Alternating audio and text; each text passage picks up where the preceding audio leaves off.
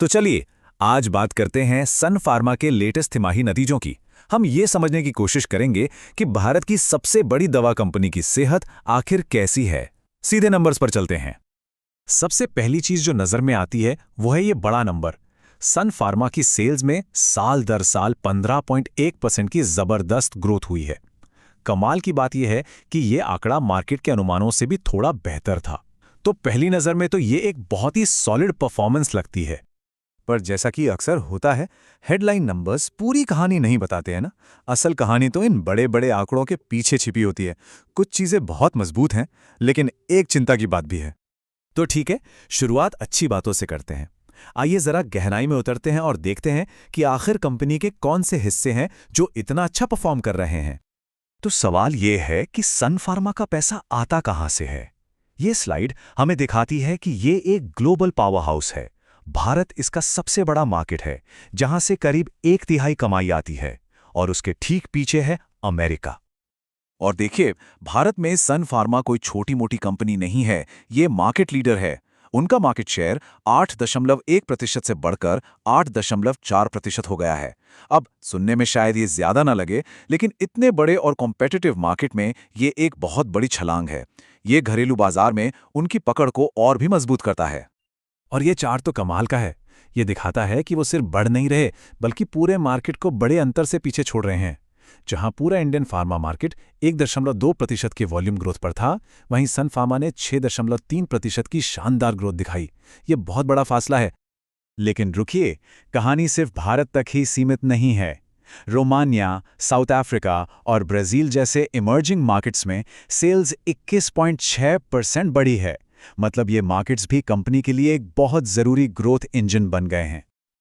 और एक और बहुत जरूरी बात, सन फार्मा की ये जो सफलता है वो सिर्फ पुराने पारंपरिक जेनेरिक दवाओं पर टिकी नहीं है। उनकी जो नई, ज्यादा वैल्यू वाली इनोवेटिव दवाएं हैं, जिन्हें पहले स्पेशलिटी दवाएं कहते थे, वो अब टोटल सेल्स का 21% से ज्यादा हिस्सा बन चुकी हैं और 13% से भी ज्यादा तेजी से बढ़ रही हैं। तो चलिए अब सिक्के का दूसरा पहलू देखते हैं। जैसा हमने शुरू में कहा था, सब कुछ गुलाबी नहीं है। और सबसे बड़ी चिंता आ रही है कंपनी के दूसरे सबसे बड़े मार्केट से, अमेरिका। अमेरिका के अंदर ना दो बिल्कुल अलग अलग कहानियां चल रही हैं। एक तरफ उनकी नई इनोवेटिव दवाएं बहुत अच्छा कर रही हैं, लेकिन दूसरी तरफ उनका जो पुराना जेनेरिक दवाओं का बिजनेस है वो नीचे जा रहा है। और जेनेरिक्स में इस गिरावट का असर इतना ज्यादा है कि ये पूरे अमेरिकी बिजनेस को नीचे खींच रहा है। सोचिए, अमेरिका में कुल मिलाकर ग्रोथ सिर्फ 0.6% की हुई है। इनोवेटिव दवाओं की मजबूती को जेनेरिक्स की कमजोरी ने लगभग पूरी तरह से खत्म कर दिया। तो भाई ऐसा हो क्यों रहा है? कंपनी का मैनेजमेंट कहता है कि इसका कारण है कुछ प्रोडक्ट्स के लिए तगड़ा कंपटीशन। आसान भाषा में कहें तो दूसरी कंपनियां भी वैसी ही जेनेरिक दवाएं बना रही हैं, जिससे कीमतें भी गिर रही हैं और सेल्स भी। अच्छा, अब आगे बढ़ते हैं और देखते हैं कि इन सब का मुनाफे पर क्या असर पड़ रहा है। देखिए, रिजल्ट्स की रिपोर्ट में कुछ ऐसे शब्द होते हैं जो थोड़ा कंफ्यूज कर सकते हैं। आइए उनको आसान भाषा में तोड़ते हैं ताकि पूरी तस्वीर साफ हो जाए। इस तिमाही में सन फार्मा को $55 मिलियन की माइलस्टोन इनकम हुई। इसे आप एक तरह का वन टाइम बोनस समझ सकते हैं। ये अच्छी बात है, पर यह याद रखना जरूरी है कि यह रेगुलर इनकम नहीं है और शायद आगे ना मिले। रिपोर्ट में एक और टर्म है एक्सेप्शनल आइटम्स। ये वो खर्चे होते हैं जो अचानक से आ जाते हैं और रोजमर्रा के बिजनेस का हिस्सा नहीं होते। और इस तिमाही में एक बड़ा ऐसा खर्चा था। तो ये बड़ा खर्चा दो वजहों से हुआ। पहला, भारत में जो नए लेबर कानून आए हैं उनके लिए पैसा लग रखना, और दूसरा, एक पुराने कानूनी केस को सेटल करने के लिए कुछ एक्स्ट्रा पैसा देना पड़ा। ये जानना इसलिए जरूरी है क्योंकि ये कंपनी के कोर परफॉर्मेंस को नहीं दिखाते। अगर हम इन वन टाइम कमाई और खर्चों को हटा दें तो कंपनी का इबिटा मार्जिन उम्मीद के मुताबिक ही है, जो ये बताता है कि भाई कोर बिजनेस अभी भी हेल्दी है।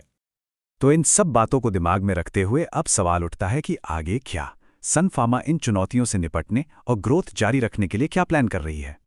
कंपनी भारत में एक बहुत बड़े लॉन्च की तैयारी कर रही है, सेमाग्लूटाइड। जी हाँ, ये वही दवा है जिसने दुनिया भर में ओजेम्पिक और विगोवी जैसे नामों से वजन घटाने और डायबिटीज के लिए तहलका मचा रखा है। सन फार्मा का प्लान है कि जैसे ही पेटेंट खत्म हो वो मार्केट में उतर जाए। और उनकी स्ट्रैटेजी बिल्कुल साफ है। पहला कदम, पेटेंट खत्म होते ही पहले दिन लॉन्च। दूसरा, वजन घटाने और डायबिटीज दोनों के लिए अप्रूवल लेना। और तीसरा, ये पक्का करना कि जब भारी डिमांड आए तो सप्लाई में कोई कमी ना हो। और भविष्य में ग्रोथ के लिए सबसे जरूरी क्या होता है? इनोवेशन। सन फार्मा अपनी सेल्स का 5.8% रिसर्च एंड डेवलपमेंट यानी R&D में वापस लगा रही है। ये आंकड़ा दिखाता है कि कंपनी भविष्य की दवाओं पर कितना फोकस कर रही है।